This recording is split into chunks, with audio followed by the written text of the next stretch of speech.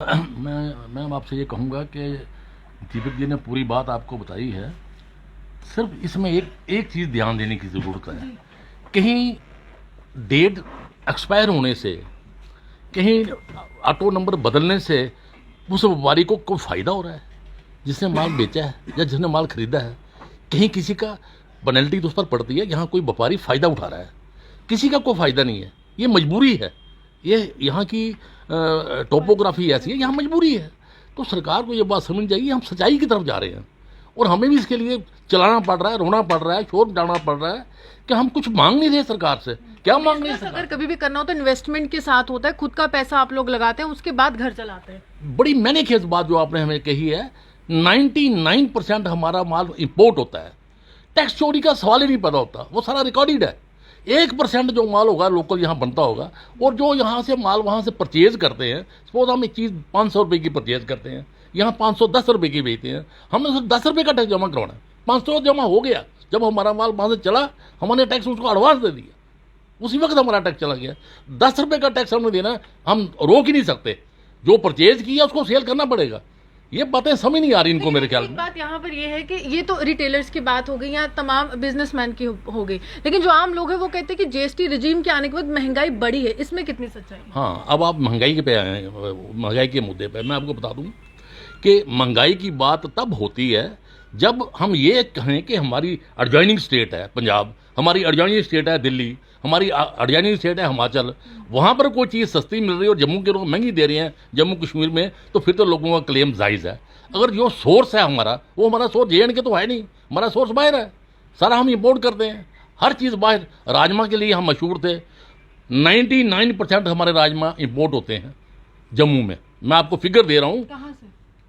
कोई चाइना से आ रहा है थ्रू बॉम्बे, कोई टर्की से आ रहा है राजमा मैक्सिमम, कोई हमारा बिहार में होता है लोकल, बिहार में, जम्मू कश्मीर में नहीं।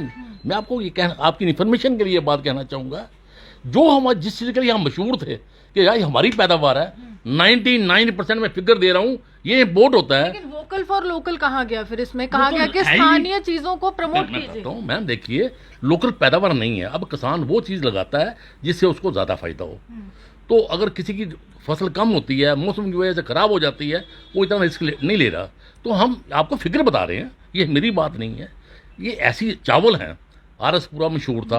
अब मैं बता दूं कि 80% से ज़्यादा चावल जो बाहर से हम ले रहे हैं, तो हमारा वेयर इज़ अवर फॉल्ट। हम ये कहें जी जम्मू में महंगी है, आपका कहना ठीक है, कुछ चीज़ें महंगी, रेट बड़े होंगे। और जीएसटी के आने से पहले आपके लिए क्या व्यवस्था आसान थी या मुश्किल थी, या जीएसटी ज़्यादा आसान थी? नहीं, देखिए GST तो हम आसान ही समझते हैं, चोरी के चांसेस में बिल्कुल नहीं रहे, बिल्कुल नहीं रहा। और हमारी स्टेट के लिए खास तौर पर, क्योंकि हम तो इंपोर्ट करते हैं, हमारा रिकॉर्डेड है। ये जो हमें, जैसे आज की जो प्रेस कॉन्फ्रेंस थी, मैं आपको बता दूं कि ये सारा जो बात है, ये अफसर, कुछ चंद अफसर हैं जो पता नहीं उनका क्या इंटरेस्ट है, आज उनका इंटरेस्ट क्या है। हम उनको ब्लेम नहीं कर रहे, क्या वो अपने आप को हाईलाइट करना चाहते हैं? तो जैसे मैम जी जो हमारी कमिश्नर हैं, उनको बात कहेंगे टैक्स के लिए जो इस वक्त जिम्मेदार हैं, इंचार्ज हैं, कि हम ये जम्मू के लोग बहुत परेशान हैं, तो हम नहीं चाहते यहाँ के हालात ख़राब हों, हम कोऑपरेट करना चाहते हैं, हम ख़राब हालात को अच्छे बनाना चाहते हैं।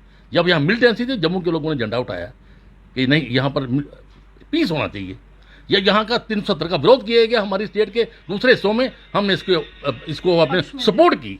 यार हमको इसी बात की सजा मिल रही है।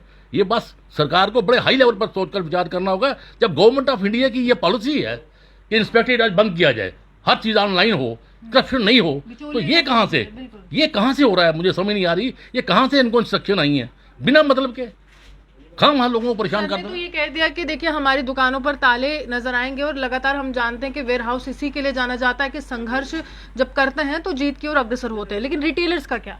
देखिए, ऐसी बात है कि जब भी जम्मू के व्यापारी के ऊपर कोई दिक्कत आएगी ना, तो रिटेलर पीछे नहीं रहेगा, रिटेलर बिल्कुल शाना बशाना साथ चलेगा और उसको रिजल्ट आपको मिल जाएंगे। लेकिन हम चाहते नहीं कि ऐसे हालात बने, हम कोऑपरेट करना चाहते हैं, पीसफुल शेयरिंग है, पीसफुल व्यापारिंग है, ये हालात बने हम नहीं चाहते बने।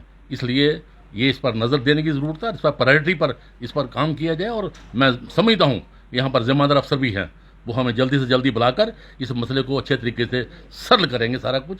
इन उम्मीदों के साथ मैं आपसे तवक्को चाहूँगा कि आप भी इसमें हमारी हमेशा मदद करते हैं हम लोग। तो जो हमने बात कही है वो लोगों तक